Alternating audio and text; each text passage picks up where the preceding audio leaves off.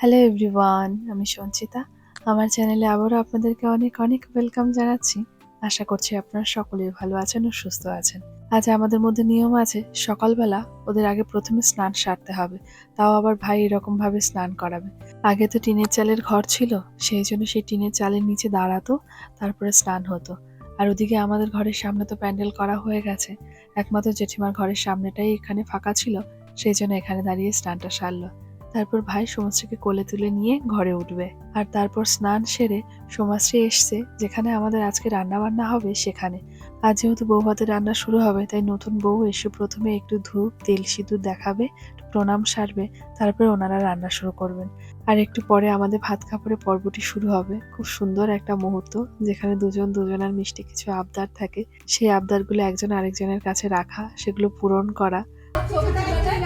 সারা জীবনের জন্য আমি তোমার ভাত কাপড়ের দায়িত্ব নিলাম, তোমাকে ভালো রাখার দায়িত্ব নিলাম, তোমার সব কিছু দায়িত্ব আমি নিলাম।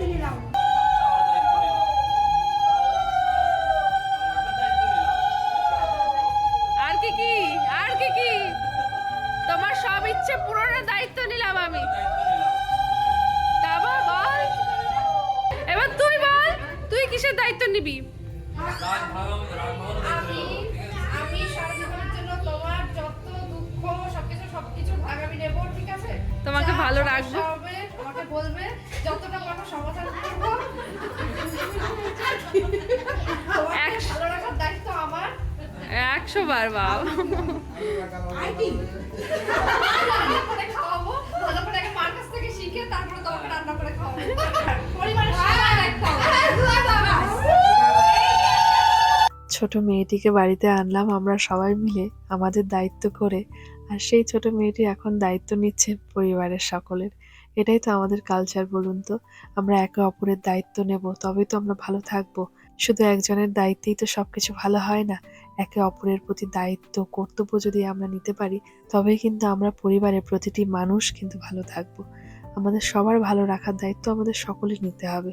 এদিকে বাড়ির বৌমাকে মাছের মুড়ো খাওয়াবে না, তাহলে তো শাশুড়িদের কষ্টটাই বিফলে যায়। সেই জন্য ভাইকে জোর করা হচ্ছে, তুই মাছের মুড়োটা একটু হলেও ওর মুখের সামনে ধর। আর এদিকে ভাই ঠেলে ধরছে যে তুমি একটু কামড় দাও, বলছে যে না, আমি এত বড় মাছের মুড়ো কামড়ে খেতেই পারবো না। এই হাসি মজা আনন্দের মাঝখানে আমাদের ভাত কাপড়ের পর্বটি শেষ হলো। এখন যার নামকরণ হয়েছে বউ ভাত, সেই বউ যদি সকলের পাতে যদি একটু ঘি ভাত না দেয়, তাহলে কি আর হবে? তো এই ঘি ভাত দেওয়ার জন্য সমশ্রী গেল আমার জেঠুর কাছে। এটা আমার বাবার কাকাতো ভাই। যে বলেছিলাম কিছুদিন আগে একটা ঠাকুমা মারা গিয়েছিল ভাইয়ের বিয়ের আগে, এই জেঠুটি মা মারা গিয়েছিলেন। আর পাশে বসে আছে আমার দিদা। দিদার শরীর খুব খারাপ হয়ে গেছে। 2 বছর পরে এসে দিদার শরীরটা মনে অর্ধেক হয়ে গেছে। একদিকে দিদার বয়স বাড়ছে আর শরীরে নানা রোগ দেখা দিচ্ছে, তবুও নাতির বিয়ে, সেই বিয়ে উপলক্ষে এসে মেয়ের বাড়িতে প্রতিটা পর্বই এত সুন্দর করে দেখছে, এত আনন্দ করছে দিদা। আর এটা দেখে আমাদের খুব ভালো লাগছে। দিদার এটা প্রথম নাতির বিয়ে। দিদার নাতনি আমরা, আমাদের তো সবারই বিয়ে হয়ে গেছে। আমি বড়, আর একটা বোন আছে ছোট মাসির মেয়ে, ও অনেকটাই ছোট এখনো। আর তো নাতনিদের জামাইয়ের সাথে তো ভালোই বন্ধুত্ব হয়ে গেছে। এখন নাতি বউয়ের সাথে বন্ধুত্ব করাই দিদার বাকি আছে। আর এদিকে প্যান্ডেল করার পর, একটা স্টেজ করার পর নিজে করা জায়গাটা ওটা বড় লাগছে না? ওই যে বললাম আগের দিন, প্যান্ডেল করার পর মনে হয় যেন জায়গাটা কত বড় হয়ে যায়। আর এদিকে মা তুনাইকে খাওয়ানোর জন্য ওর পেছনে পড়ে রয়েছে। এদিকে সমাজটিকে তো সাজাচ্ছে। ওর সাজানো প্রায় অলমোস্ট কমপ্লিট হয়ে গেলে তারপরে আমি যাব ওর কাছেই সাজতে। যে সমাজটিকে সাজাবে সেই আমাকে সাজাবে। যার বিয়ে রিসেপশন, তার তো একটু সময় লাগে সাজানোর জন্য, সেই জন্য আগে ও সাজবে, তারপরে আমি পরে সাজবো। আর নাতিকে একটু খাওয়ানোর জন্য দাদু দিদা পেছনে পড়ে রয়েছে, কারণ একটু পরে যখন বাড়িতে লোকজন ঢুকে যাবে তখন ও খেতে চাইবে না, আর ওকে খাওয়ানো সম্ভব হবে না। এমনি তো বাড়িতে এত মিউজিকের আওয়াজ শুনে ও একটু বিরক্তই বোধ করছে। এখন প্যান্ডেল হয়েছে ফাঁকা বলে একটুখানি দৌড়াদৌড়ি করে খেলছে। আর এখানে স্টেজের কাজ তো কমপ্লিট হয়েই গেছে, এখানে আর কিছু করার নেই। চলুন যাই, রান্না কদ্দূর কি হচ্ছে সেটা দেখে আসি। গ্রামের দিকে যাদের কাছে রান্নার দায়িত্ব দেওয়া হয়, রান্নার কাজে সব থেকে বেশি গুরুত্বপূর্ণ বিষয় হলো সবজিগুলোকে বা অন্যান্য যা জিনিস দরকার সেগুলোকে কিন্তু কাটা। সেই কাটার জন্য গ্রামের দিকে কি করা হয় বলুন তো, যারা রান্না করেন তারা এই সবজি কাটার জন্য গ্রামে যেসব মহিলারা থাকেন তাদেরকে ডেকে নেন। আর অল্প কিছুর বিনিময়ে তারা কিন্তু খুব কঠিন একটা কিন্তু কাজ করেন, যে একের পর এক সবজি কাটছে, ধুচ্ছে। এই জিনিসগুলো যত সুন্দরভাবে করা হবে, যিনি রান্না করবেন তার মাইন্ডটা কিন্তু সবসময় ফ্রেশ থাকবে, কারণ তার যা যা জিনিস দরকার লাগছে সবকিছু তার হাতের সামনে কিন্তু তারাই কিন্তু এনে দিচ্ছেন। আর এদিকে চিকেন সাটে ভাজা হচ্ছে, আর তারপরে পকোড়া রেডি করা হচ্ছে।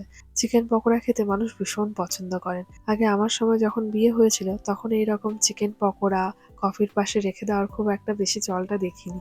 আর এখন প্রায় বিয়েতে গিয়ে দেখছি যে কোনো বিয়ে বাড়িতে গেলে চিকেন পকোড়াটা কিন্তু কফির সাথে কিন্তু থাকছেই।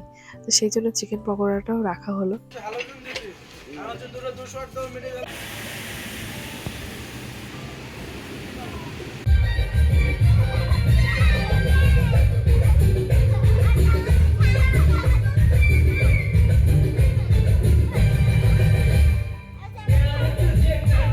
আর এদিকে দিদির মেয়েরা ডিজে আসার আগেই স্টেজের ওপরে উঠে গানের সাথে কি সুন্দর নাচ করছে। আর এতক্ষণে আমি চলে গেছি সাজতে, সমস্ত সাজ প্রায় হয়ে গেছে। আর আমাকে ডাকলো যে দিদি তুমি এসো, এখন তোমাকে সাজাবো। আর তুনাইয়ের বাবা ভিডিওটা করলো বলে আমি আপনাদের সাথে শেয়ার করতে পারলাম।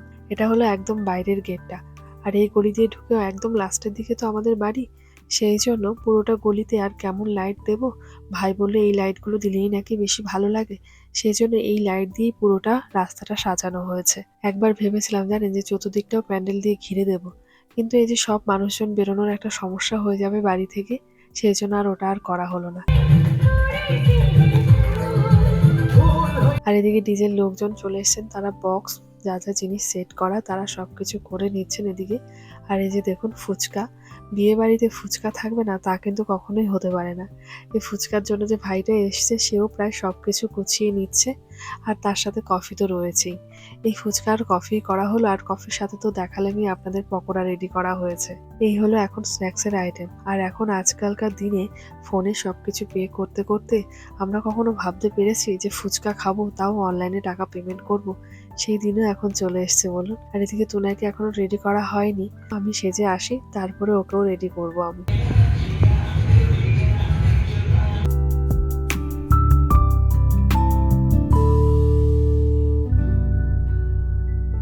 আর এই যে আজকের অনুষ্ঠানের মূল আকর্ষণ দুজন, আমার ভাই আর আমার ভাইয়ের বউ, যাদের জন্য এত কিছু আয়োজন, যাদের জন্য এত বড় অনুষ্ঠান, সকলের আগমন আজকে আমাদের বাড়িতে যাদের কারণে সেই দুইজন খুব সুন্দরভাবে রেডি হয়ে এসছে। আর এদিকে আমরা ননদ ভাইয়ের বউয়ের জুটি। অনেক দিনের এরকম ইচ্ছে ছিল যে ভাইয়ের বিয়েতে ভাইয়ের বউ যা পরবে আমিও তাই পরবো, তোনার পাপা যা পরবে ভাইও তাই পরবে, এরকম একটা ড্রেস কম্বিনেশন আমরা করব। সেটা এতদিনের স্বপ্ন আজ পূরণ হলো, আর আমাদের স্মৃতিতে এই সময়গুলোকে গেঁথে রাখছি। আর আমাদের এত বড় অনুষ্ঠানে তুনায়ের ছবি সত্যিই খুব কম, ওকে ছবি তোলানো খুব মুশকিল আমাদের কাছে, ছবি তুলতেই চাইছে না।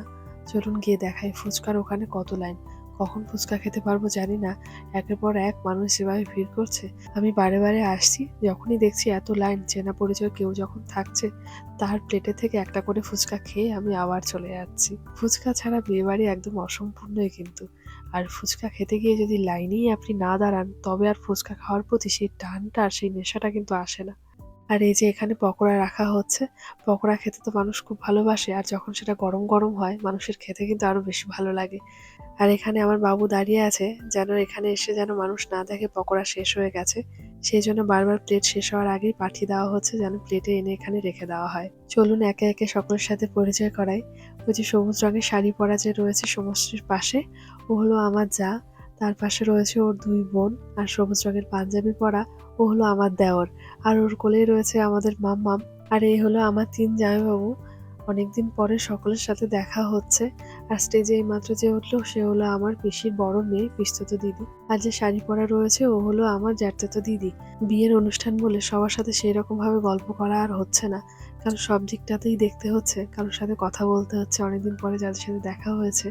আর এখানে মাসি, আমার শাশুড়ি আর বড় দিদা মিলে দাঁড়িয়ে রয়েছে। বাঁ পাশে যে দাঁড়িয়ে রয়েছে সে হলো বড় দিদা, আমার মায়ের মামি। খুব ভালো দিদা, অনেক ভালোবাসা পেয়েছি দিদার কাছ থেকে। আর শাড়ি পরে যাকে দেখছেন সে হলো আমার মাস্তুতো বোন, আমার পরে হলো এই বোন। আর এই হলো 2 দাদু, মানে আমার বড় দাদুর 2 শালা। ইয়াং বলে আমরা ছোটবেলায় দাদু বলতে চাইতাম না, বলতাম যে দাদা বলবো, কারণ দাদু মানেই তো চুল পাকবে, একটু বয়স হবে, কিন্তু ওরা বলতো যে না, আমাদেরকে দাদু বলেই ডাকবে। আর আমাদের দুই বোনের সাথে খুব ইয়ার্কি করতো। আর এই যে সমাশ্রীর পাশে যে দাঁড়িয়ে রয়েছে, ও হলো আমার মাসির ছোট মেয়ে। আর একটা মাসির মেয়ে আসতে পারেনি, সেই জন্য ওকেও আমরা মিস করেছি। কারণ একটা অনুষ্ঠানেই তো হয়, সবাই মিলে একসাথে আসলে দেখা সাক্ষাৎ হয়, কত রকম গল্প থাকে, অনেকদিন পরে কাউকে দেখতে পেলেও ভালো লাগে। আর এই হলো বন্ধু মহল, যেখানে বন্ধুরা নেই সেখানে মনে হয় সবকিছুই অসম্পূর্ণ লাগে। বন্ধুরা আসলে একটা অন্যরকম শান্তি কিন্তু মনে কাজ করে। আর এই যে ছোট্ট একটা বাচ্চাকে দেখতে পাচ্ছেন, ওদের বাড়ি হলো আমাদের দোকানের একদম অপোজিটের দোকানটাতেই।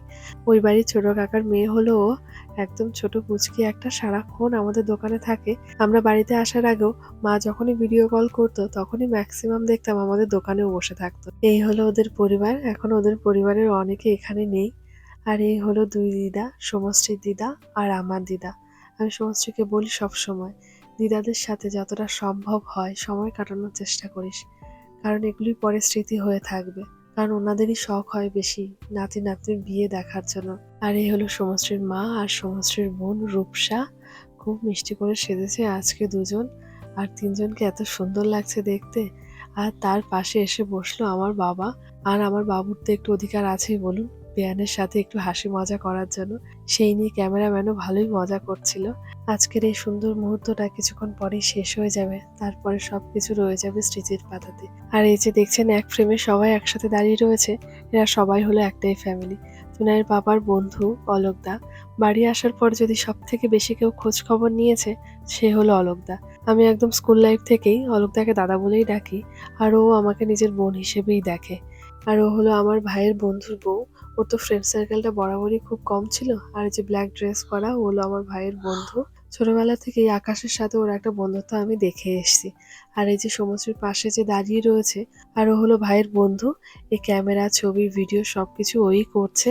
সেই জন্য আমিও ওর কাছ থেকে বেশ কিছু ভিডিও, বেশ কিছু ছবি পেয়েছি। আর এখানে সবাই হলো আমাদের পাড়ার যে ক্লাব, সেই ক্লাবের ছেলেরা। এরাই কত কিছু অর্গানাইজ করে, পুজো বলুন বা অন্যান্য অনুষ্ঠান করা বলুন। আর একে একে সমশ্রীদের বাড়ি থেকে বা আমাদের বাড়ি থেকে সবাই এক এক করে দাঁড়িয়েছে, সবার সাথে ছবি তোলা হচ্ছে। আর এই যে এখন যাকে দেখতে পাচ্ছেন যে দিদা, ইনি হলো আমাদের পাড়ায় বাড়ি। বাড়িতে কোনো অনুষ্ঠান হোক বা পাড়ায় কোনো অনুষ্ঠান হোক, উনি যদি আমাকে দেখতে না পান, আমার মায়ের কাছে একবার হলেও বলে যে আমি থাকলে হয়তো আরো বেশি আনন্দ হতো। যেখানে হয়তো নিজেদের খুব কাছের মানুষের অনেক বড় বড় অনুষ্ঠান হয়ে যায়, তারা মনে রাখা তো দূরে থাকে, একটু ফোনে খোঁজ নেওয়ারও পর্যন্ত প্রয়োজন কিন্তু মনে করেনি। আর এই যে আমার কাকুর সাথে যে বয়স্ক লোকটিকে দেখতে পাচ্ছেন, ইনি হলেন আমার বাবার বন্ধু। ওই যে বলে না, বন্ধুত্বের জন্য কোনো বয়সের দরকার হয় না। এই লোকটার সাথে আমার বাবুর খুব ভালো বন্ধুত্ব, খুব মনের কথা উনিও বলেন, আমার বাবাও বলেন। আর এই যে বাড়িতে সব দিদি বোনেরা সবাই মিলে একসাথে দাঁড়িয়ে রয়েছে। আমাদের অনেক বড় চৌধুরী পরিবার, আমরা অনেক ভাই বোন এই চৌধুরী পরিবারে। সকলে মিলে যদি একসাথে একটা বড় ছবি তুলতে পারতাম, তাহলে আপনাদেরকে বোঝাতে পারতাম আমাদের ফ্যামিলির লোক সংখ্যা কতজন। আমিও জয়েন্ট ফ্যামিলিতেই বড় হয়েছি, 14 জনের মাঝখানে বড় হওয়া আমিও, কিন্তু গিয়ে পড়েছি সেই একদম ছোট্ট একটা ফ্যামিলিতে, যে ফ্যামিলিতে মাত্র 4 জন মানুষ ছিল। আর যারা ক্যামেরা করছে তারাও খুব ভালো করে জানে যে তুনাইকে ক্যামেরার মধ্যে পাওয়া খুব মুশকিল। সেজন্য যখনই ওকে দেখছে যে একটু চুপচাপ ভাবে দাঁড়িয়ে রয়েছে, তারাও চেষ্টা করছে তুনাইকে যদি একটু ক্যামেরার মধ্যে, একটু ভিডিওর মধ্যে একটু আনা যায়।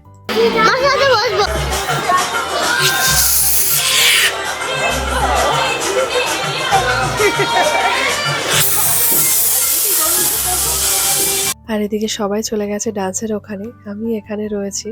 আর আমার পার্সোনাল যে ক্যামেরাম্যান, আমার মনে হয় আমার মতন প্রতিটা মেয়েরই বিয়ের পরে একটা পার্সোনাল ক্যামেরাম্যান থাকেনি, যে কিনা তার হাজবেন্ড, যে সবসময় তার ছবি ভিডিও তুলে দেয়। বিয়ে বলুন বা অন্য কোনো ওকেশন বলুন, সেটা তো আর সব দিন সম্ভব নয়, কিন্তু প্রতিদিন যে ভিডিও বা ক্যামেরা করে দেয় সে হলো তার হাজবেন্ড।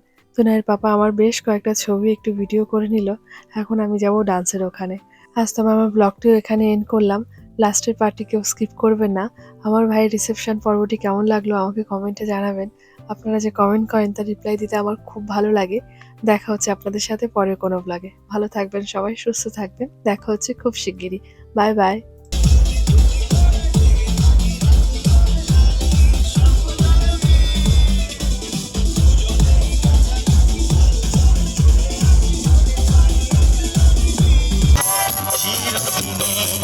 তুমি যে আমার, তাই তো কাছে এলাম আমার।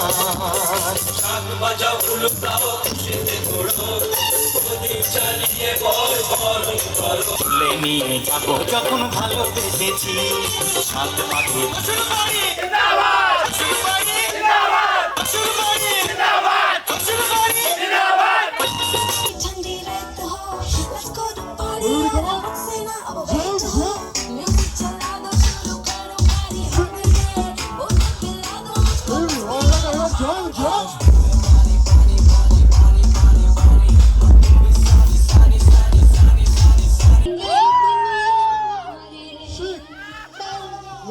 चमकेंगे अपने सितारे 3, 2, 1, yo!